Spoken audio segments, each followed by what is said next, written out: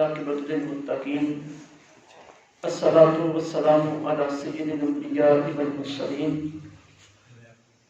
اما بعد فاعوذ باللہ من الشیطان الرجیم بسم اللہ الرحمن الرحیم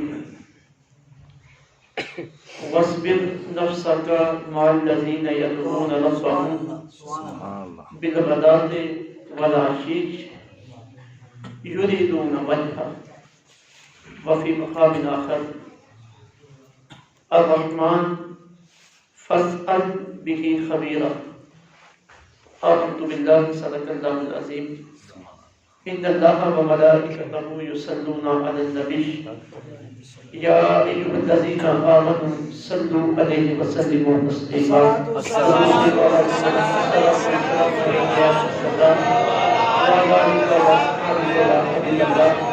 الصلاة والسلام عليك يا نبي العالمين وعلى آلك وأصحابك يا محبوب رب العالمين رب اشرح لي صدري ويسر لي امري واحلل عقدة من لساني يفقهوا قولي.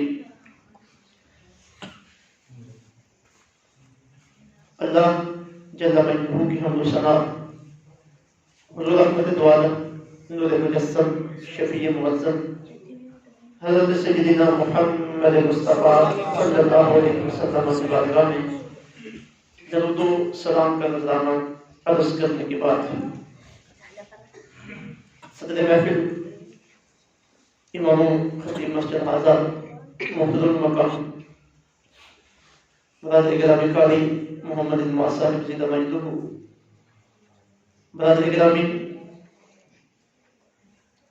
حضرت مولانا قاری محمد الفات صاحب زندہ مجدہ برادر مکرم محمد کربی عباس صاحب دیگر حاضرین و سامعین انتظامیہ مسجد حاضر السلام علیکم ورحمۃ اللہ وبرکاتہ. وعلیکم السلام. میری اور آپ کی یہ خوش قسمتی اور خوش نصیبی کوٹلہ سوئیاں کی اس جامع مسجد میں حضور سیدنا غوث اعظم رضی اللہ تعالیٰ عنہ آپ کی بارگاہ میں نذرانہ عقیدت پیش کرنے کے لیے جس خوبصورت پروگرام کا انعقاد اہتمام آپ لوگوں نے مل جل کے کیا ہے، ہم سب کو اس میں حاضری کا شرف اور سعادت نصیب ہو رہی ہے. بارگاہ خداوندی میں دعا ہے ہم سب کی حاضری اپنی بارگاہ میں قبول فرمائے. آمین. آپ کی جتنی خوبصورتی کے ساتھ محبت اور عقیدت کے ساتھ اس پروگرام کا انعقاد کیا، جس نے بھی دعوے دل میں سکھنے قدم اس میں اپنے پاک میں حصہ لیا، جتنی بھی دعائیں آپ کے دلوں کے اندر موجود ہیں، کوئی بے روزگار ہوگا، کوئی بے اولاد ہوگا، کوئی بیمار ہوگا، کسی کا عزیز بیمار ہوگا، ہزارہ دعائیں ایسی ہوتی ہیں جو انسان کے ذہن میں موجود ہوتی ہیں. بعض اوقات بندہ زبان پہ لا سکتا ہے، بعض اوقات زبان پہ نہیں لا سکتا، لیکن جس خدا کے ساتھ ہمارا وعدہ ہے، جو ہمارا خالق و مالک ہے، اس کی عظمت و شان یہ ہے کہ وہ دلوں کے رازوں کو بھی جانتا ہے، دلوں کے اندر موجود دعاؤں اور التجاؤں کو بھی جانتا ہے.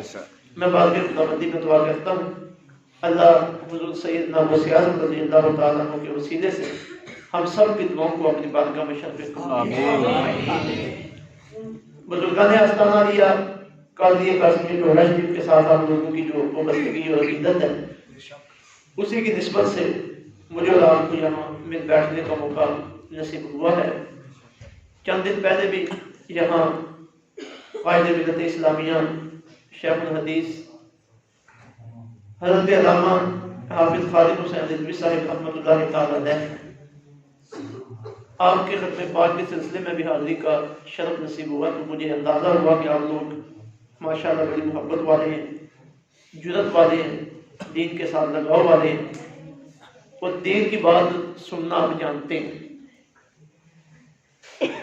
اس دن وقت مختصر تھا، زیادہ تفصیلی بات نہیں ہو سکی. آج آپ صاحب نے بڑی شفقت فرمائی ہے کہ ایک تفصیلی وقت میں ملاقات نصیب ہو گئی ہے، تو آپ نے موضوع کے متعلقہ چند گزارشات میں عرض کرنے کی سعادت حاصل کروں گا. امید ہے کہ آپ توجہ کے ساتھ سنیں گے. یہ محفل ہے حضور سیدنا غوث اعظم کے ذکر کی. کون سی محفل ہے؟ غوث اعظم کے ذکر کی. غوث اعظم کوئی عام ہستی نہیں ہے. پہلے تو میری گزارش ہے کہ بالکل قریب آ جائیں, اس سائڈ سے بزرگ نوجوان سامنے آ جائیں, یہ پلہ سامنے والا باری کرتے ہیں.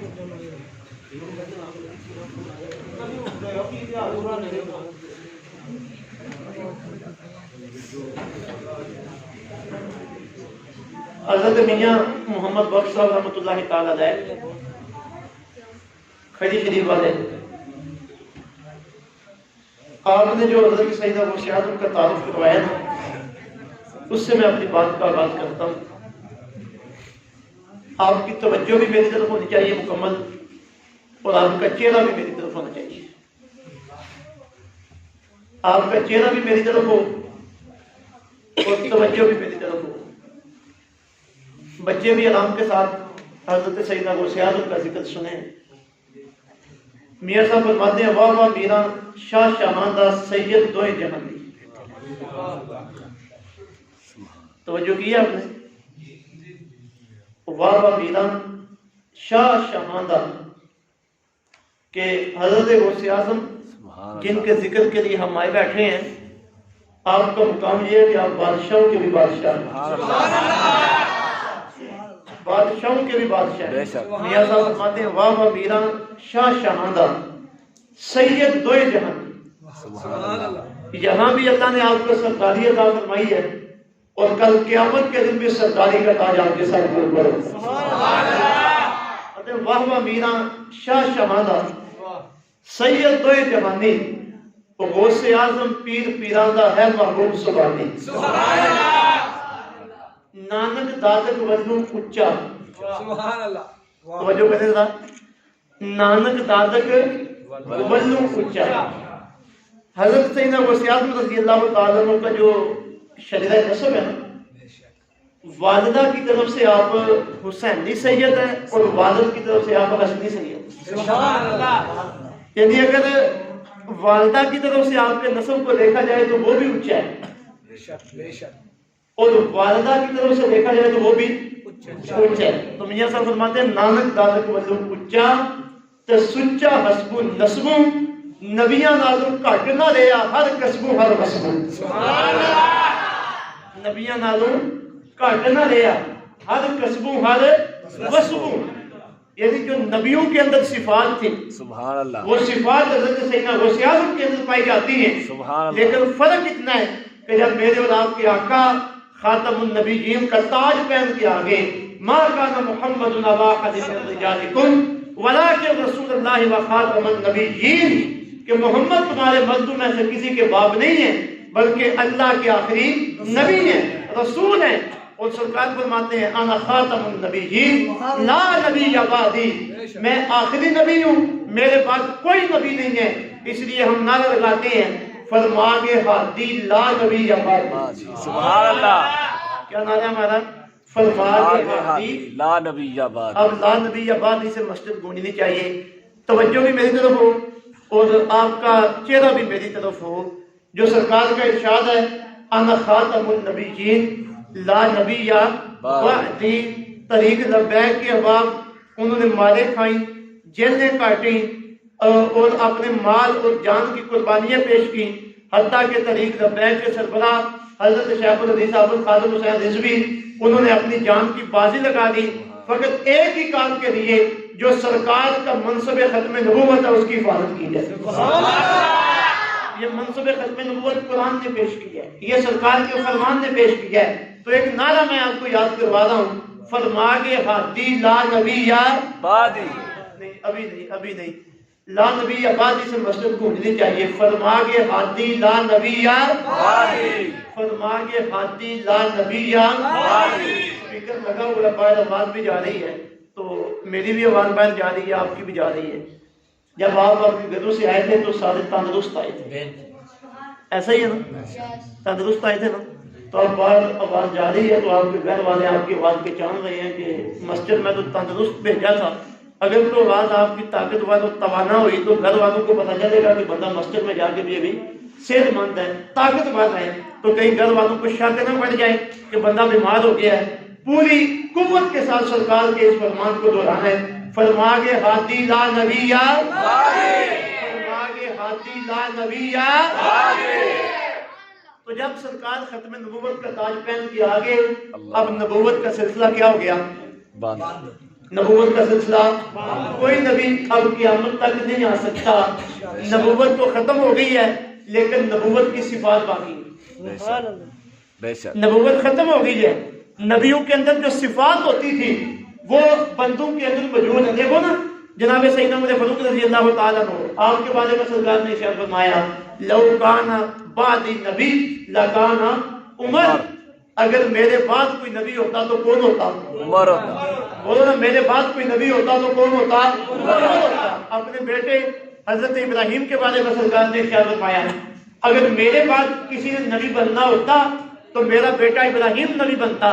حضرت سیدنا ابوبکر صدیق کے بارے میں سرکار نے ارشاد فرمایا اگر میرے بعد کسی نے نبی بننا ہوتا تو ابو بکر بنتا۔ صفات موجود ہیں لیکن چونکہ نبوت کا سلسلہ کیا ہو چکا ہے؟ نبوت کا سلسلہ کیا ہو چکا ہے؟ بولو نا، نبوت کا سلسلہ کیا ہو چکا ہے؟ بند ہو چکا ہے، لہذا کوئی نبی بن سکتا نہیں۔ سرکار خاتم النبیین کا تاج پہن کے تشریف لا چکے ہیں تو میاں صاحب حضرت سیدنا غوث اعظم کا مقام مرتبہ بیان کرتے ہیں کہ کتنی اعلیٰ صفات خدا نے عطا کی ہیں۔ کہتے ہیں نانک دادک ولو اچا تے سچا حسبوں نسبوں، نبیاں نازم کٹ نہ لیا ہر قسموں ہر وسموں۔ یہ جناب سیدنا غوث اعظم ہیں جن کی عظمت سننے کے لیے اور جن کی عظمت کے اظہار کے لیے اور عظمت کے بیان کے لیے ہم آئے بیٹھے ہیں۔ توجہ آپ کی میرا خیال ہے مبذول ہونا شروع ہو گئی ہے۔ چند گزارشات جناب سیدنا غوث اعظم رضی اللہ تعالیٰ عنہ کی عظمت کے حوالے سے آپ کی خدمت میں عرض کرنا ہے، لیکن اس سے پہلے اپنے نوجوان بھائیوں کے لیے بطور سبق قرآن مجید کی چند آیات کے بعد پیش کرنا چاہتا ہوں۔ لوگ پوچھتے ہیں کہ پیروں بڑا منتے ہو، ولیوں بڑا منتے ہو، کیا اللہ سے تمہارا گزارا نہیں ہے؟ اللہ کو مان لیا، اللہ کو ماننے کے بعد کسی اور کو ماننے کی کیا ضرورت ہے؟ کسی دربار پہ جانے کی کیا ضرورت ہے؟ کسی پیر کے پاس جانے کی کیا ضرورت ہے؟ کسی ولی کے ہاتھ میں ہاتھ دینے کی کیا ضرورت ہے؟ دیکھو نا حضرت غوث اعظم کو پیر ماننا ہے تو تبھی آئے بیٹھے ہیں نا۔ عقیدہ ہے کہ غوث اعظم پیر پیروں کا، غوث اعظم پیروں کے پیر ہیں۔ آپ کو پیر ماننا ہے تو مسجد میں آئے بیٹھے ہیں تو لوگ سوال ڈال دیتے ہیں راج چلتے ہوئے کہ پیروں کیوں منتے ہو؟ اللہ کو منیا گزارا نہیں، اللہ کے نبی کو منیا گزارا نہیں۔ ہم کہتے ہیں بھائی یہ جو ہم نے پیروں کو مانا ہے نا، یہ کوئی ذاتی طور پہ نہیں مانا بلکہ اللہ کے منوانے سے مانا۔ اللہ کے بولو گیا، اللہ کے اللہ کا حکم ہوا ہے تو ہم نے پیروں کو مانا ہے، اللہ کا حکم ہوا ہے تو ہم نے ولیوں کو مانا ہے۔ ہماری کیا مجال ہے اللہ کے حکم سے آگے بڑھیں؟ پہلے ہم نے اللہ کو مانا، پھر اللہ نے جس کو منوایا ہم نے اسے مانا۔ ہم قرآن پاک میں یقین رکھتے ہیں، اللہ کا فضل ہے، سنی قرآن کی چند آیتوں کو نہیں مانتا، سنی پورے قرآن کو مانتا ہے۔ اللہ کے نبی کے فرمان پہ یقین رکھتے ہیں، اللہ کا فضل ہے۔ سنی دوسرے مسلکوں کی طرح صرف اپنے کام کی حدیثوں کو نہیں مانتا، اپنے کام کی روایات کو نہیں مانتا۔ اللہ کا فضل ہے، سنی اپنے آقا کے سارے فرامین کو مانتا ہے، اور سنی تو کہتا ہے ساڑھے نبی دی زبان ساڑھے واسطے قرآن، ساڑھے نبی دی زبان ساڑھے واسطے قرآن، اور کسی دا بیان چنگا نہیں۔ یہ سنی کا عقیدہ ہے۔ قرآن کے بارے میں، حدیث کے بارے میں ہمیں تو یہ کہا گیا ہے اطیعوا اللہ واطیعوا الرسول، پیروی کرو اللہ کی اور اللہ کے بولو، پیروی کرو اللہ کی اور اللہ کے رسول کی۔ ہمیں یہ کہا گیا یا ایھا الذین آمنوا، اے ایمان والو لا تقدموا بین یدی اللہ ورسولہ، اے ایمان والو نہ اللہ سے آگے بڑھو نہ اللہ کے رسول سے آگے بڑھو۔ ہمیں تو یہ کہا گیا وما آتاکم الرسول فخذوہ وما نہاکم عنہ فانتہوا، اللہ کا نبی جو دے لے لو، جس سے منع کرے اس سے رک جاؤ۔ یہ سنیوں کا عقیدہ ہے، اللہ کا فضل ہے۔ سنی قرآن کو مانتے ہیں تو پورے قرآن کو مانتے ہیں، بے شک سنی کس قرآن کو مانتے ہیں؟ بولو یار کس قرآن کو مانتے ہیں؟ ایسا نہیں کہ توحید والی آیتیں مان لی، توحید والی آیتیں، اشارہ سمجھ گئے نا، توحید والی آیتیں مان لی، باقی قرآن کو پیچھے ڈال دیا، توحید والی حدیثیں مان لی، باقی حدیث کو پیچھے چھوڑ دیا۔ یہ کائنات انسانی میں، امت مسلمہ میں اہل سنت کا اعزاز ہے، قرآن کے بھی ایک ایک لفظ کو مانتے ہیں، حدیث کے بھی ایک ایک لفظ کو مانتے ہیں۔ اب آئیے میں قرآن سے آپ کو دکھاتا ہوں، قرآن سے دکھاتا ہوں آپ کو کہ ہم پیروں کو کیوں مانتے ہیں، ہم ولیوں کو کیوں مانتے ہیں۔ سننا، ہمارے نزدیک پیر وہ ہے اور ولی وہ ہے جو قرآن و سنت کا عالم ہو۔ بے شک بے شک کون ہے؟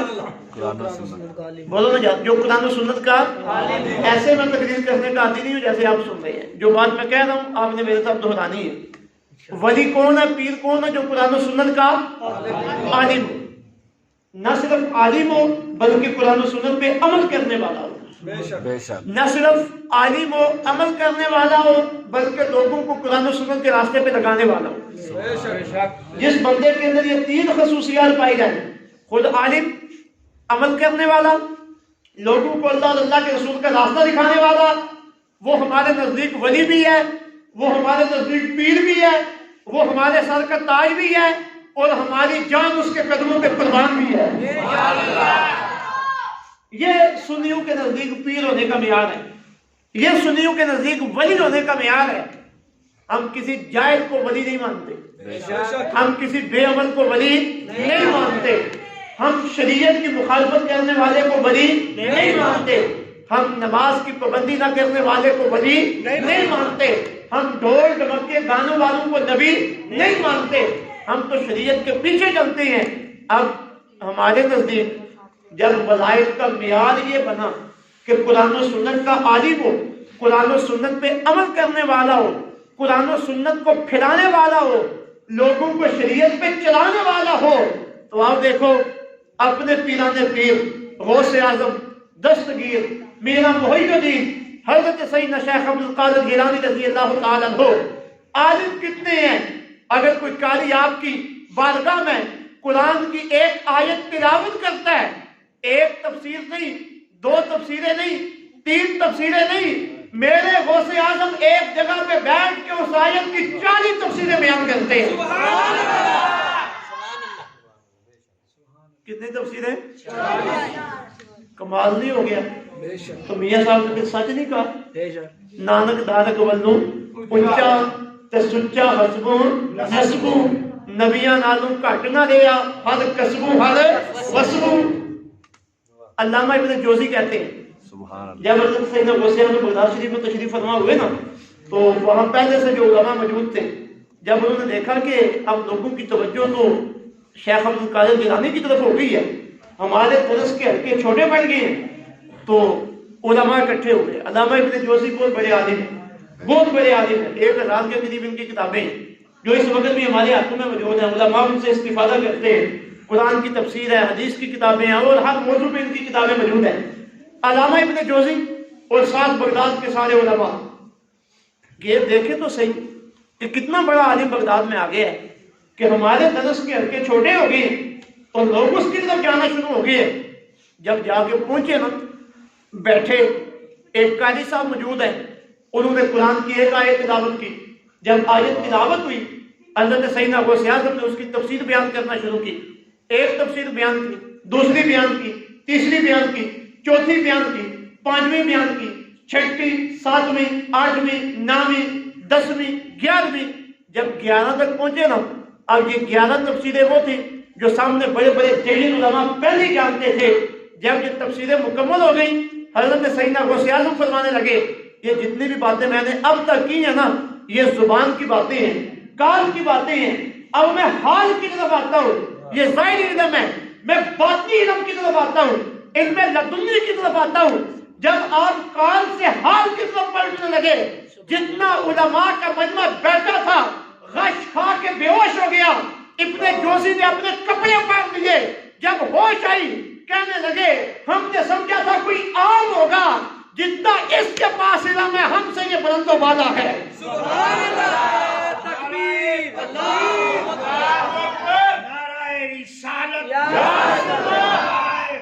علی آئے حق اہل سنت سارے علیہ قادریہ قاسمیہ غوثیہ ڈوڈا شریف ہم اس کے علم کا مقابلہ کر سکتے نہیں، ہم اس کے علم کا مقابلہ کر سکتے نہیں۔ 18 سبق حضرت سیدنا غوث اعظم روز پڑھاتے تھے۔ کتنے سبق؟ 18۔ توجہ کرنا، کتنے سبق؟ 18۔ میں اس کو تقریر کرتا ہی نہیں ہوں، تقریر یاد بھی کرواتا ہوں۔ کتنے سبق روزانہ آپ پڑھاتے تھے؟ 18 سبق حضرت غوث اعظم صبح سے لے کر شام تک پڑھاتے ہیں۔ قرآن پاک کا سبق، تجوید و قرات کا سبق، تفسیر کا سبق، حدیث کا سبق، فقہ کا سبق، تصوف کا سبق۔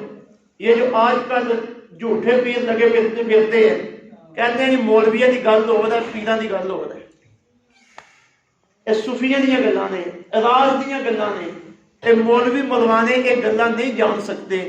اب میں آپ سے پوچھتا ہوں، یہ جو سبق پڑھانا، قرآن کا درس دینا، حدیث کا درس دینا، یہ علماء کا کام نہیں تو اور کس کا کام ہے؟ علماء کا کام ہے نا۔ تو 18 سبق روزانہ کون پڑھاتا تھا؟ حضرت سیدنا غوث اعظم 18 سبق پڑھاتے ہیں۔ پتہ چلا پیروں کا اور علماء کا کام ایک ہی، پیروں کا اور علماء کا کام بولو نا، پیروں کا اور علماء کا کام ایک ہے۔ جو اس میں جدائی ڈال رہا ہے وہ جائے، اسے حقیقت حال کا علم نہیں ہے۔ غوث اعظم وہ ہیں، اس وقت تک کوئی ولی نہیں بنتا جب تک غوث اعظم کی موت نہ لگے، جب تک غوث اعظم کی، یہ جو پیرانے پیر کہتے ہیں نا آپ کو، پیرانے پیر، پیروں کا پیر، پیروں کا پیر، اس کی وجہ کیا ہے کہ کوئی بھی ولی اس وقت تک ولی نہیں بنتا جب تک غوث اعظم کی موت نہ لگے۔ بولو نا، غوث اعظم کی موت نہ لگے۔ پہلا شعر میں نے کیا پڑھا تھا حضرت میاں صاحب کا، واہ واہ میرا شاہ شہانہ سید دوئے جہاندی غوث اعظم پیر پیرانہ، غوث اعظم پیر پیرانہ ہے محبوب سبحانی۔ یہ پیروں کے پیر کیسے ہیں؟ آپ کی موت لگتی ہے تو بندہ پیر بنتا ہے۔ توجہ میری طرف، ابھی توجہ نہیں آپ کی بات رہی۔ یہ لوگ آتے رہیں گے جاتے رہیں گے، تقریر میں کر رہا ہوں، آنے والا نہیں کر رہا، جانے والا نہیں کر رہا۔ آپ کی توجہ ہے کہ لفظ کی طرف۔ کتنے سبق پڑھاتے ہیں روزانہ آپ؟ 18 سبق۔ 3000 علماء ہر سال آپ کے مدرسے سے فارغ التحصیل ہو کے باہر جاتے ہیں۔ سبحان اللہ۔ کتنے علماء؟ 3000۔ بولو کتنے علماء؟ 3000۔ 37 سال آپ نے سبق پڑھایا ہے۔ کتنے سال؟ 37 سال آپ نے بیٹھ کے حضرت غوث اعظم نے قرآن و سنت کا درس دیا ہے۔ صلاح الدین ایوبی کے نام کو جانتے ہیں؟ جی۔ کون تھے یہ؟ مشہور اسلامی جرنیل تھے، اور ان کا سب سے بڑا کارنامہ کیا ہے؟ جی، میں فیس بک والے نوجوانوں سے عرض کرتا ہوں کہ کبھی فیس بک کے ساتھ ساتھ دوسری بک کا بھی مطالعہ کر دیا کریں۔ دیکھو نا، یہ کتابیں پڑھنے سے یہ باتیں آتی ہیں۔ کتنے عظیم لوگ ہیں، ایک آدمی دو آدمی نے جواب دیا ہے۔ میرے بھائی، بیت المقدس جو قبلہ اول ہے، جب مسلمانوں کے قبضے سے یہودیوں کے پاس، عیسائیوں کے پاس چلا گیا ہے، تو پھر 10ویں صدی عیسوی میں سب سے پہلے جس شخصیت نے اسے آزاد کروایا ہے، ان کا نام ہے سلطان صلاح الدین ایوبی۔ سبحان اللہ۔ اور آپ کو یہ سن کے حیرانگی ہوگی اور آپ خوش بھی ہوں گے، سلطان صلاح الدین ایوبی حضور غوث اعظم کے مدرسے کا طالب علم۔ سبحان اللہ۔ صلاح الدین ایوبی حضرت غوث اعظم کے مدرسے کا طالب علم۔ اور جب بیت المقدس فتح ہو گیا تو بیت المقدس میں جو پہلا اسلام کا خطبہ پڑھا گیا، وہ شیخ زکی بھی حضرت غوث اعظم کے مدرسے کے طالب علم تھے۔ یہ حضرت سیدنا غوث اعظم ہیں۔ تو میں نے عرض کیا کہ ہم اہل سنت و جماعت اسے پیر مانتے ہیں جو قرآن و سنت کا عالم ہو، قرآن و سنت پہ عمل کرنے والا ہو، اور قرآن و سنت کی طرف لوگوں کو لانے والا ہو، سنت پہ عمل کرنے والا ہو۔ تو حضرت غوث اعظم کے اندر وہ صفات موجود ہے یا نہیں؟ موجود ہے۔ بولو نا، صفات موجود ہے یا نہیں؟ وہ تو حضرت غوث اعظم ہے جو پیرانے پیر ہیں۔ ان سے نیچے آ کے دیکھ لو، بڑے آپ نے بزرگ دیکھے ہوں گے، پیر دیکھے ہوں گے، حضرت غوث اعظم رضی اللہ تعالیٰ عنہ ان کا یہ عمل اور ان کا یہ کردار اور ان کی یہ تعلیم اگر کسی نے ماضی قریب میں دیکھی ہے تو وہ بزرگان نے ڈوڈا شریف کی شکل و صورت اپنے سامنے لا سکتا ہے۔ دیکھو بزرگوں نے کیا کیا، مدارس بنائے، مدرسے بنائے، بچوں کو حفظ کروایا، علماء تیار کیے، قرآن تیار کیے، خود قرآن و سنت کے عالم تھے، عمل کرنے والے تھے، قرآن و سنت کی جو بلاتے تھے اور لوگوں کو قرآن و سنت سکھاتے تھے۔ یہی پیری مریدی ہے، اس کے علاوہ کوئی پیری مریدی کسی چیز کا نام نہیں ہے۔ اس کے علاوہ جو کچھ بھی ہے وہ کاروبار ہے۔ وہ کیا ہے؟ کیا وہ کاروبار۔ آپ کی مرضی ہے آپ کاروبار میں کسی کے ساتھ شریک ہو جائے یا نہ ہو جائے، پیری مریدی یہ ہے۔ تو جب یہ معیار ہمارے سامنے آ گیا، پیر عالم بھی ہونا چاہیے، متقی بھی ہونا چاہیے، قرآن و سنت کی طرف بلانے والا بھی ہونا چاہیے، تو سوال یہ تھا کہ پیروں کے پاس کیوں جاتے ہو، ولیوں کے پاس کیوں جاتے ہو؟ میرے بھائیو، قرآن میں اللہ کا ارشاد ہے الرحمن فاسأل بہ خبیرا۔ توجہ کریں طرف، توجہ ہے؟ دو تین قرآن کی آیتیں آپ کے ذہن نشین کروانے لگا ہوں۔ اللہ فرماتے ہیں الرحمن، اللہ رحمان ہے، فاسأل بہ خبیرا، اگر اللہ کے بارے میں تجھے پتہ نہیں تو کسی خبر والے سے پوچھ۔ سبحان اللہ۔ اللہ کے بارے میں پتہ نہیں تو کسی خبر والے سے پوچھ، اللہ کے بارے میں پتہ نہیں تو اس سے پوچھ جسے خدا کا پتہ ہے۔ اب عام آدمی جس نے خود قرآن نہیں پڑھا، حدیث نہیں پڑھی، جانتا نہیں ہے کہ اللہ کون ہے، اس کی ذات کیا ہے، اس کی صفات کیا ہیں، تو وہ بندہ جب اللہ کا پتہ پوچھنے کے لیے حضرت غوث اعظم کے دربار میں جائے، جب وہ اللہ کا پتہ پوچھنے کے لیے بزرگان ڈوڈا شریف کی بارگاہ میں جائے، اللہ کا پتہ پوچھنے کے لیے امیر المجاہدین کے پاس جائے، تو وہ کوئی خلاف شریعت عمل نہیں کر رہا، بلکہ وہ تو اللہ کے اس پیغام الرحمن فاسأل بہ خبیرا پہ عمل کر رہا ہے۔ نعرہ تکبیر، نعرہ رسالت، نعرہ تحقیق، نعرہ حیدری، عظمت و شان مصطفیٰ، نعرہ غوثیہ، حضور غوث اعظم۔ کیا فرمایا اللہ نے؟ اللہ کے بارے میں اگر پتہ نہیں تو کسی خبر والے سے پوچھو، کسی خبر والے سے پوچھو۔ حضرت غوث اعظم کا نام کیوں لیتے ہیں؟ حضرت غوث اعظم نے ہمیں خدا کا راستہ بتایا۔ حضرت غوث اعظم سے عقیدت کیوں ہے؟ حضرت غوث اعظم نے ہمیں خدا تک پہنچایا ہے، خدا سے ملایا ہے۔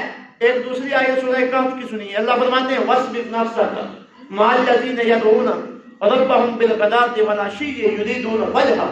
توجہ کرنا ذرا، اللہ فرماتے ہیں وَاصْبِرْ، روکے رکھو نفسہ کا، اپنے آپ کو، مع الذین، ان لوگوں کے ساتھ، یدعون ربہم، جو اپنے رب کو پکارتے ہیں، بالغداۃ، صبح کے وقت، والعشی، شام کے وقت، یریدون وجہہ، اور اللہ کی رضا کے طالب ہیں۔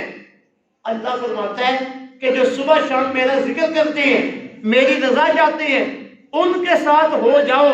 پتہ چلا کہ اگر بندے کو ذکر کرنا نہیں آتا ہو، بندہ ان لوگوں کے پاس جائے جو خدا کا ذکر کرنے والے ہیں۔ اگر اللہ کی رضا حاصل کرنے کا پتہ نہ ہو، بندہ ان کے پاس جائے جو خدا کی رضا حاصل کرنے والے ہیں۔ اگر اللہ کے راستے پہ چلنا نہ آتا ہو، بندہ ان لوگوں کے پاس جائے جو خدا کے راستے پہ چلنے والے ہیں۔ تو یہ جانا بندے کا ذاتی فعل نہیں ہے، یہ خدا کا حکم ہے۔ وَاصْبِرْ نَفْسَكَ، خدا کہتے ہیں اپنے آپ کو ایسے لوگوں کے قدموں میں ڈال دو۔ اپنے آپ کو ایسے لوگوں کے قدموں میں ڈال دو، یہ خدا تک پہنچے ہوئے ہیں۔ جب تم ان تک پہنچ جاؤ گے، یہ تمہارا ہاتھ پکڑ کے تمہیں بھی خدا تک پہنچا دیں گے۔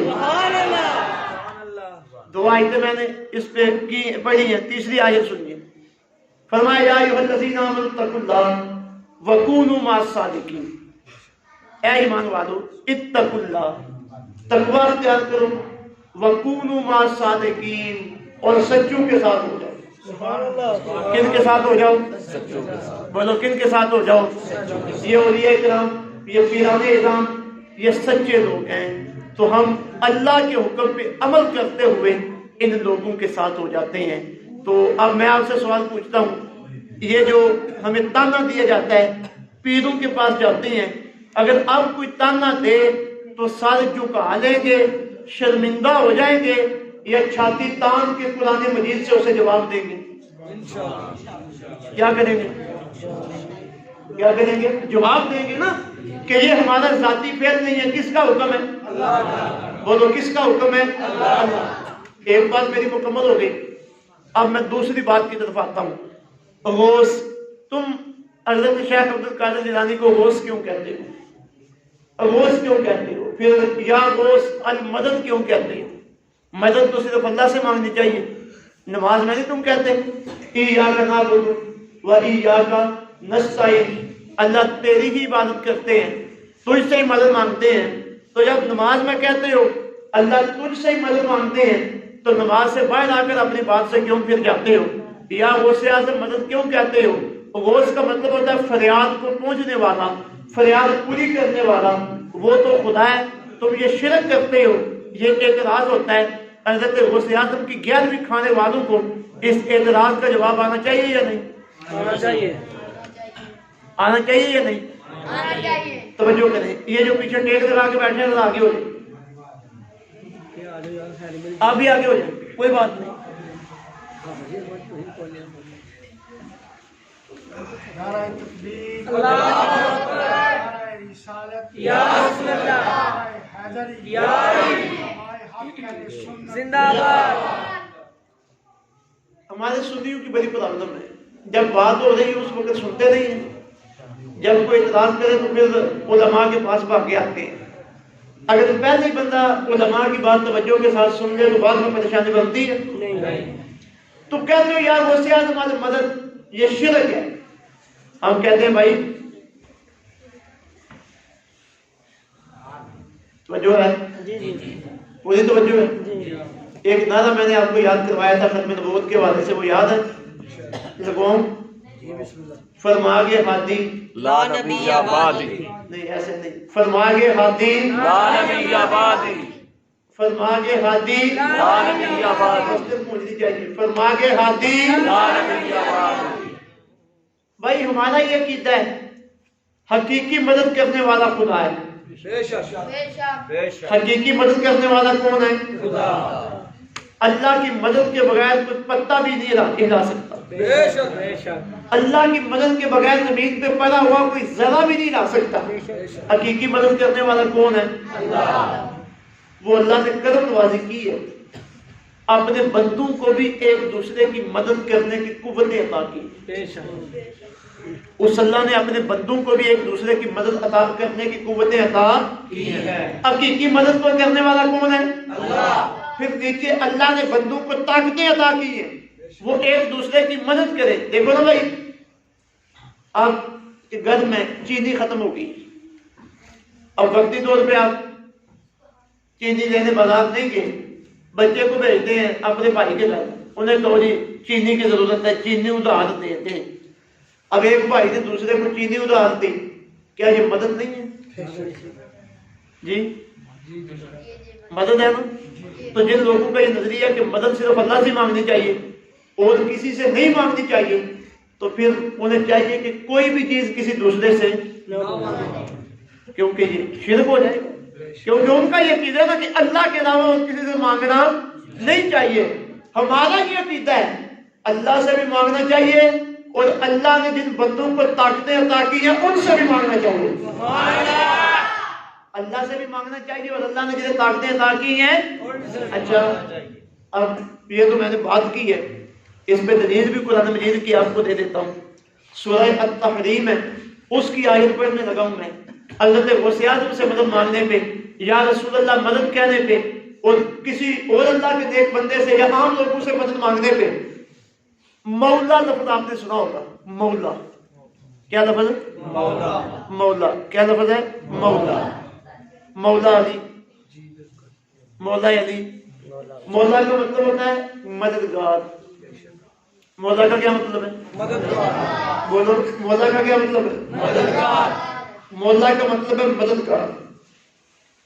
جب منافقوں کی طرف سے آقا علیہ الصلوۃ والسلام کے خلاف سازشیں کی گئیں تو اللہ رب العزت نے ارشاد فرمایا میرے نبی تجھے پریشان ہونے کی ضرورت نہیں، تجھے پریشان ہونے کی ضرورت نہیں ہے۔ کیوں؟ فرمایا ان اللہ هو مولاہ وجبریل وصالح المؤمنین۔ سبحان اللہ سبحان اللہ۔ مولا کا مطلب میں نے پہلے آپ کو کیا بتایا ہے؟ مولا کا کیا مطلب بتایا ہے؟ مددگار۔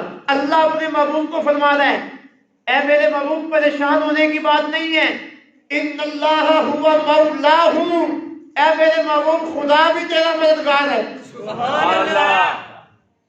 اتنا بڑا جملہ ہے اور اتنی ماٹھی سی سبحان اللہ، اسے تو کام نہیں چلتا۔ فرمایا ان اللہ مولاہ، اے میرے محبوب پریشان نہیں ہونا، اللہ بھی تیرا مددگار ہے۔ جبریل، اے میرے محبوب پریشان نہیں ہونا، جبریل بھی تیرا مددگار ہے۔ صالح المؤمنین، اے میرے محبوب پریشان نہیں ہونا، نیک مومن بھی تیرے مددگار ہے۔ اب بتاؤ، لوگ کہتے تھے مددگار صرف خدا ہے، یہ لوگوں کی بات ہے۔ ایک طرف خدا کی بات ہے، خدا کہتا ہے میں بھی مددگار ہوں، خدا کہتا ہے جبریل بھی میرا مددگار ہے، خدا کہتا ہے میرے نیک بندے بھی تمہارے مددگار ہیں۔ اب بتاؤ لوگوں کی مانے یا خدا کی؟ بولو نا، لوگوں کی مانے یا خدا کی؟ پہلے میں نے آپ کو عرض کیا تھا، آپ کو یاد ہو یا نہ ہو، کہ ہم اہل سنت و جماعت ہیں، ہم صرف اپنے مطلب کے قرآن کو نہیں مانتے، اپنی مطلب کی حدیث کو نہیں مانتے۔ سنی قرآن ماننے تو سارا ماننے، حدیث ماننے تو قرآن ماننے تو سارا، حدیث ماننے تو ساری۔ تو بتاؤ جب سارا قرآن مانا جائے، ساری حدیث کو مانا جائے تو مسئلے حل ہو جاتے ہیں یا نہیں؟ بے شک۔ جن لوگوں نے یہ کہا کہ مدد صرف خدا سے مانگو، وہ اس آیت کے منکر ہو گئے۔ بے شک۔ اللہ کہتا ہے جبریل بھی مددگار ہے، انہوں نے کہا نہیں صرف اللہ ہی مددگار ہے، جبریل کی مدد کا انکار، قرآن کا انکار۔ اللہ کہتا ہے نیک بندے بھی مددگار ہیں، انہوں نے کہا نہیں صرف اللہ ہی مددگار ہے، تو قرآن کی آیت کا انکار۔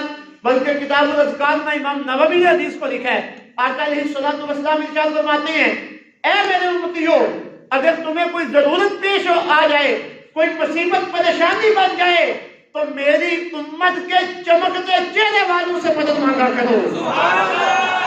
تاجدار ختم نبوت، تاجدار ختم نبوت، تاجدار ختم نبوت، من سب نبیا، من سب نبیا، من سب نبیا، من سب نبیا، لبیک لبیک لبیک یا رسول اللہ، لبیک لبیک لبیک یا رسول اللہ، لبیک لبیک لبیک یا رسول اللہ۔ تاجدار ختم نبوت۔ تو کیا عقیدہ ہمارا؟ اللہ بھی مددگار ہے، اور اللہ اپنے بندوں میں سے جسے طاقت عطا فرمائے وہ بھی کیا ہے؟ مددگار۔ جب یہ بات واضح ہو گئی تو اب سنی نعرہ لگاتے ہیں یا غوث اعظم المدد، یا غوث اعظم المدد، یا غوث اعظم المدد، یا غوث اعظم المدد، یا غوث اعظم المدد۔ دو مسئلے میں نے واضح کیے۔ پہلے مسئلہ میں نے یہ واضح کیا کہ ہم پیروں کے پاس کیوں جاتے ہیں، واضح ہو گیا مسئلہ۔ دوسرا مسئلہ میں نے یہ واضح کیا ہے کہ ہم یا غوث اعظم مدد کیوں کہتے ہیں، یا رسول اللہ مدد کیوں کہتے ہیں، یا بزرگان ڈوگرا شریف مدد کیوں کہتے ہیں۔ اب ان دو مسئلوں میں کسی کو کوئی پریشانی تو نہیں رہی؟ اگر کوئی پریشانی ہے، کوئی سوال ہو تو کھڑے ہو کے آپ پوچھ سکتے ہیں۔ دو مسئلے واضح ہو گئے۔ اب تیسری بات کی طرف آتا ہوں، پھر چوتھی بات، اور پھر ہماری گفتگو ختم ہو جائے گی۔ تیسری بات حضرت سیدنا غوث اعظم رضی اللہ تعالیٰ عنہ کی تعلیم کے حوالے سے ہے۔ آپ کا پیغام کیا ہے، آپ کا مشن کیا ہے؟ جب آپ غوث اعظم رضی اللہ تعالیٰ عنہ کے ناموں کو پڑھتے ہیں تو آپ کے ناموں میں سے ایک نام ہے محی الدین۔ کیا نام ہے؟ میرا محی الدین۔ کیا نام ہے؟ یہ آپ کا ایک لقب ہے۔ محی الدین کا مطلب ہوتا ہے دین کو زندہ کرنے والا۔ سبحان اللہ۔ کیا مطلب ہے اس کا؟ دین کو زندہ کرنے والا۔ کچھ ہی بولو، کیا مطلب ہے اس کا؟ دین کو زندہ، محی الدین، محی الدین۔ دین کو زندہ کرنے سے مراد یہ ہے کہ جس دور میں دین پہ حملے ہو رہے، جس دور میں دین کو دبایا جا رہا ہو، جس دور میں دین کو بگاڑا جا رہا ہو، جس دور میں دین پہ عمل نہ ہو رہا ہو، ایک بندہ، دو بندے، ایک جماعت میدان عمل میں آئے، دین پہ عمل کرے، لوگوں کو دین کی تبلیغ کرے، اتنی کوشش کرے کہ پہلے جن لوگوں کے لیے دین اجنبی تھا اب وہی لوگ دین کو اپنا سمجھنا شروع کر دیں۔ سبحان اللہ، اسے کہتے ہیں دین کو زندہ کرنا۔ بے شک، اسے کیا کہتے ہیں؟ دین کو زندہ کرنا۔ کیا کہتے ہیں؟ دین کو زندہ کرنا۔ حضرت سیدنا غوث اعظم رضی اللہ تعالیٰ عنہ کا یہ کمال ہے، یہ آپ کا لقب ہے محی الدین۔ 5ویں صدی ہجری میں آپ نے دین کی خدمت کے لیے جو کارنامہ سر انجام دیا وہ دین کو زندہ کرنے والا۔ آپ نے صرف مدرسے میں بیٹھ کے قرآن و سنت کی تعلیم نہیں دی بلکہ آپ نے بادشاہوں کو للکارا۔ ایک مرتبہ بغداد میں ایک ایسے شخص کو قاضی مقرر کیا گیا جو ظالم تھا، جس کے اوپر طرح طرح کے الزامات تھے، وہ قاضی بننے کے قابل نہیں تھا۔ آپ نے اپنے خطبہ جمعہ میں گورنر بغداد کو سختی کے ساتھ یہ نوٹس دیا کہ فوری اس قاضی کو ہٹایا جائے۔ آپ کا دبدبہ، آپ کا روب اتنا تھا کہ جو ہی گورنر تک یہ بات پہنچی اس نے فوراً اس قاضی کو برطرف کر دیا۔ سبحان اللہ، آپ نے علماء کو بھی تنبیہ کی، آپ نے پیران اعظام کو بھی تنبیہ کی، آپ نے حکومت وقت کو بھی تنبیہ کی۔ جہاں جہاں کمزوریاں تھی دین کے حوالے سے آپ نے ان کمزوریوں کو دور کیا۔ آپ سے میں جو عرض کرنا چاہتا ہوں وہ یہ ہے، قرآن مجید میں اللہ رب العزت کا ارشاد ہے ان تنصروا اللہ ینصرکم ویثبت اقدامکم، فرمائے لوگوں اگر تم خدا کی مدد کرو گے تو خدا تمہاری مدد کرے گا، بے شک، سبحان اللہ، تمہیں ثابت قدمی عطا فرمائے گا۔ اب خدا کی مدد سے کیا کون سی مدد مراد ہے؟ دین کی مدد۔ بے شک، خدا کی مدد سے کون سی مدد مراد ہے؟ دیکھو نا، پہلے نبی آتے تھے، نبی دین کے پیغام کو آگے پہنچاتے تھے، ایک نبی کے بعد دوسرا نبی، اس کے بعد تیسرا نبی، چوتھا نبی۔ جب میرے اور آپ کے محبوب آقا ختم نبوت کا تاج پہن کے تشریف لے آئے، نبوت کا سلسلہ ختم ہو گیا، اب نبی نہیں آنے لیکن دین نے تو قیامت تک باقی رہنا۔ بے شک، نبی نہیں آنے، دین نے قیامت تک باقی رہنا۔ اور یہ دین کسی ایک علاقے کے لیے نہیں ہے، عالمگیر دین ہے، آفاقی دین ہے، پوری دنیا کے لیے دین ہے۔ تو اب یہ دین آگے کیسے بڑھے گا؟ اللہ نے اب اپنے معاملے کو تبدیل کیا۔ پہلے دین کو پہنچانے کا کام نبی کرتے تھے، لیکن جب سرکار آخری نبی بن کے تشریف لے آئے اب قیامت تک لوگوں تک دین پہنچانے کا کام امتیوں نے کرنا ہے۔ اب یہ کام کس نے کرنا ہے؟ پہلے کون کرتے تھے؟ نبی۔ اب کس نے کرنا ہے؟ امتیوں نے۔ جس طرح حضرت سیدنا غوث اعظم رضی اللہ تعالیٰ عنہ کے دور میں دین پہ حملے ہو رہے تھے، دین کو کمزور کیا جا رہا تھا، اس سے کہیں بدتر حالت ہمارے ہاں بنی ہوئی ہے۔ اس سے بدتر حالت ہمارے ہاں بنی ہوئی ہے۔ کوئی دین کو اپنے گھر میں بسانے کے لیے تیار نہیں ہے، دین کو اپنے گھر میں لانے کے لیے تیار ہے، اپنے جسم پہ نافذ کرنے کے لیے تیار ہے۔ حکومتیں ہیں تو دین کی بات سنتی نہیں۔ امیر المجاہدین رحمۃ اللہ تعالی علیہ آپ کی قیادت میں جو دھرنا ہوا ابھی 15 نومبر کو لوگوں پہ شہادت کی گئی، آنسو گیس چلائی گئی، ظلم و ستم ہوئے، یہ ہمارے بھائی، انہیں بھی قید میں ڈالا گیا۔ اب ان کا قصور کیا تھا؟ وہ شراب پی تھی، انہوں نے کرپشن کی تھی، کیا قصور تھا؟ یہ دین کا نام لینے والے اللہ کیا قصور ہے؟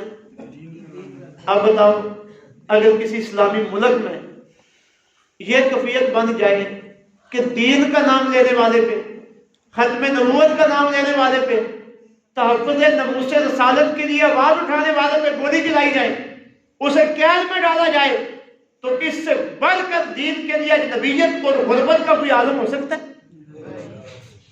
ہمارے ملک میں یہ کیفیت بنی نہیں ہوئی۔ ساری زندگی گزر گئی ہے 11ویں شریف کا لنگر کھاتے ہوئے، حضرت غوث اعظم سے مدد مانگتے ہوئے، زندگی گزر گئی ہے نا. تو ہم اگر حضرت غوث اعظم کا نام لیتے ہیں، ان سے عقیدت کا دم بھرتے ہیں، کیا ساری زندگی ان کے نام کا کھاتے ہی رہنا ہے یا کبھی ان کی تعلیم پہ بھی عمل کرنا ہے؟ کھاتے ہوئے تو زمانہ گزر گیا ہے، ان کے وسیلے سے اللہ کی بارگاہ میں دعائیں مانگتے ہو تو زمانہ گزر گیا ہے. غوث اعظم کے ماننے والوں، آؤ آج میدان عمل میں سب سے پہلے اپنی ذات پہ دین کو نافذ کرو، اپنے گھر میں دین کو نافذ کرو، اپنے معاشرے میں دین کو نافذ کرو، دین کے پیغام کو آگے پہنچاؤ. یہ صرف علماء کا کام نہیں ہے. محفل میں آتے ہو، مجلس میں آتے ہو، دین کی بات ہوتی ہے، توجہ کے ساتھ سنو اور فخر محسوس کرو کہ اللہ نے ہمیں یہ دین عطا کی. یہ دین لوگوں کو نیچے بٹھانے والا نہیں بلکہ یہ تو نیچے بیٹھے ہوں کو اٹھانے والا ہے. یہ دین بندے کو عقل عطا کرتا ہے، یہ دین بندے کو شعور عطا کرتا ہے، یہ دین بندے کو علم عطا کرتا ہے، یہ دین بندے کو عزت عطا کرتا ہے.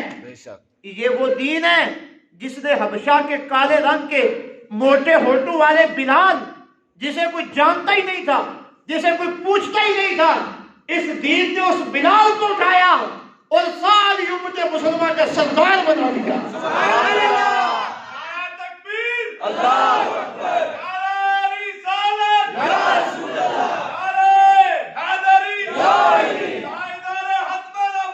زندہ باد زندہ باد.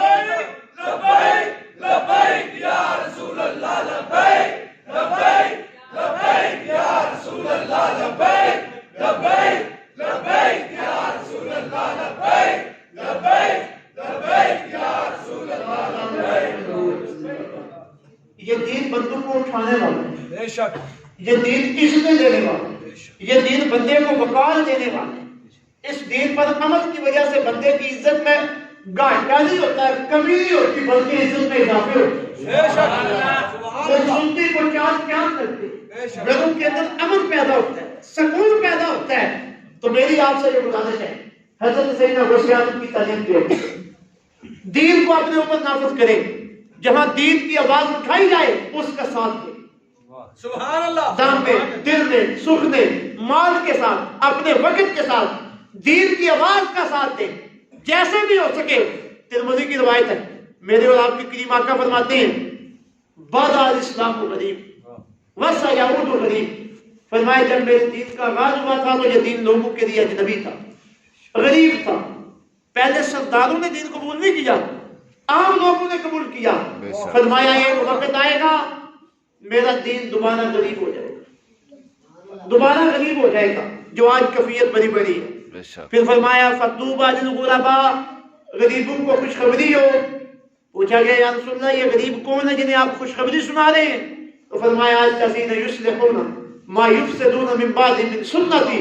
فرمایا میں انہیں خوشخبری سنا رہا ہوں جب میرے دین کو بگاڑا جائے گا لوگ آگے بڑھ کے میرے دین کو کندھا دیں گے، لوگ آگے بڑھ کے میرے دین کی اصلاح کریں گے. فرمایا ایسے خوش نصیبوں کو میں جنت کی خوشخبری دیتا ہوں. سبحان اللہ سبحان اللہ. اللہ رسالت یا رسول اللہ. حیدری حیدری. علماء حق اہل سنت زندہ باد. باریالیہ قادریہ قاسمیہ غوثیہ ڈوڈا شریف زندہ باد. حضرت سیدنا غوث اعظم رضی اللہ تعالیٰ عنہ 37 سال تک دین کی درس و تدریس کی، 37 سال تک پڑھایا.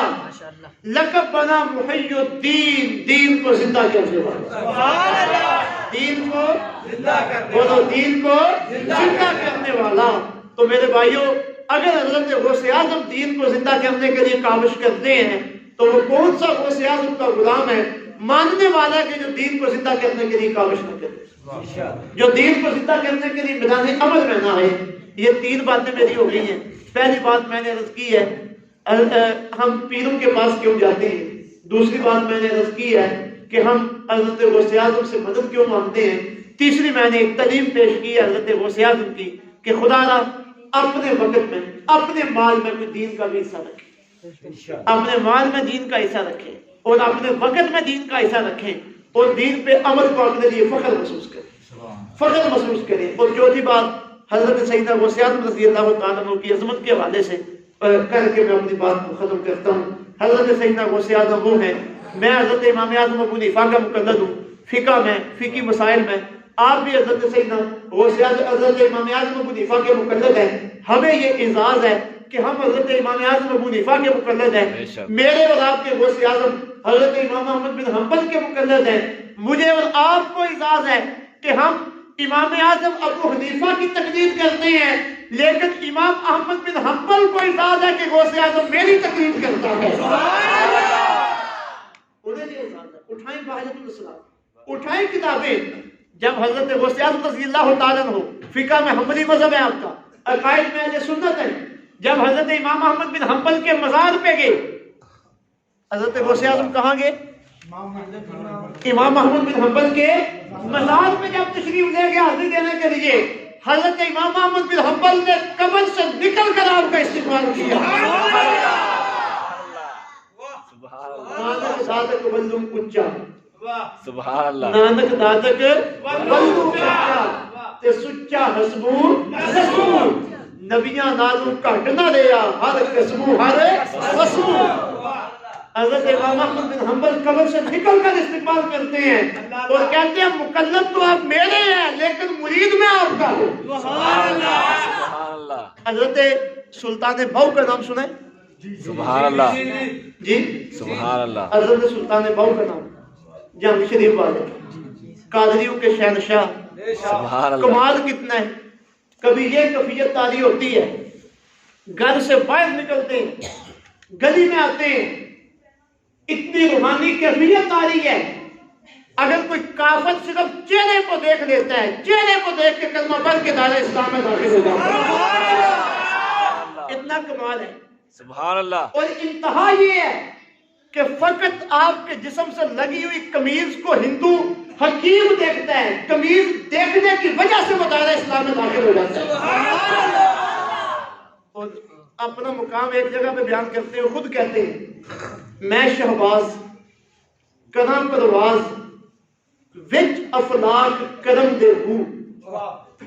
بڑی قابل توجہ بات ہے. اللہ. اپنا مقام خود بیان کرتے ہیں حضرت سلطان باؤ. کہتے ہیں میں شہباز کرم پرواز وچ افلاک کرم دے ہوں. زبان تا میری کن برابر. اللہ.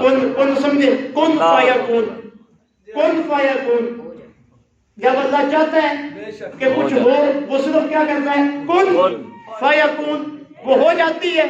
حضرت سلطان بہو کہتے ہیں اللہ نے مجھے اتنا مقام عطا کیا ہے، میری زبان سے جو نکلے وہ بھی ہو جاتا ہے. سبحان اللہ. میری زبان سے جو نکلے وہ بھی ہو جاتا ہے. تو کہتے ہیں زبان تو میری کن برابر موڑنا کم قلم دے ہوں. قلم لوح قلم، قلم جس کے ساتھ لکھا جاتا ہے. کہتے ہیں اللہ نے مقام یہ عطا کیا ہے کہ اگر میں اللہ کی بارگاہ میں عرض کروں تو لوگوں کی تقدیر بھی بدل جاتی ہے. زبان تو میری کن برابر موڑنا کم قلم دے ہوں. افلاطون ارسطو ورگے. اللہ اکبر. سنا نا نام افلاطون ارسطو. کہتے ہیں افلاطون ارسطو ورگے میرے آگے کس کام دے ہوں. اللہ. یعنی ان کی میرے سامنے کیا حیثیت ہے جو میرے خدا نے مجھے کمال عطا فرمایا ہے. آگے کہتے ہیں حاتم ورگے لاکھ کروڑا. اللہ. کون حاتم؟ حاتم تائی. کتنا سخی تھا. کہتے ہیں حاتم ورگے لاکھ کروڑا در باہو دے منگتے ہوں. اللہ. اب دوبارہ سنیے میں شہباز کرم پرواز وچ افلاک کرم دے ہوں. زبان تا میری کن برابر موڑا کم قلم دے ہوں. افلاطون ارسطو ورگے میرے اگے کس کم دے ہوں. حاتم ورگے لاکھ کروڑا در باہو دے منگتے ہوں. یہ اپنا مقام ہے، ان کا اپنا مقام بیان کرتے ہیں. تو جب یہی سلطان باؤ حضور غوث اعظم کی بارگاہ میں جاتے ہیں، جب حضرت غوث اعظم کی بارگاہ میں جاتے ہیں تو پھر کیا کہتے ہیں؟ اے تن میرا ٹکڑے ٹکڑے جی میں درسی دیاں لیراں ہوں. اینا لیراں دی میں گل کفنی پا کے پھر سا سنگ فقیراں ہوں. بغداد شہر دے ٹکڑے منصفا. واہ. یہ کون کہہ رہے ہیں؟ اللہ. حضرت سلطان جو کیا کہتے تھے؟ خاتم ورگے لکھ کروڑا، خاتم ورگے لکھ کروڑا، دس باہو دے منگتے ہو. جب یہ حضرت غوث اعظم کی بارگاہ میں آتے ہیں تو کیا کہتے ہیں؟ بغداد شہر دے ٹکڑے منصفا، اللہ. بغداد شہر دے ٹکڑے منصفا تے کرساں میران اللہ رب العزت حضرت نعرہ غوثیہ. حضور غوث اعظم. اللہ رب العزت آپ اور آپ کی حاضری اور آپ کا یہ اہتمام قبول فرمائے، میری اور آپ کی حاضری قبول فرمائے.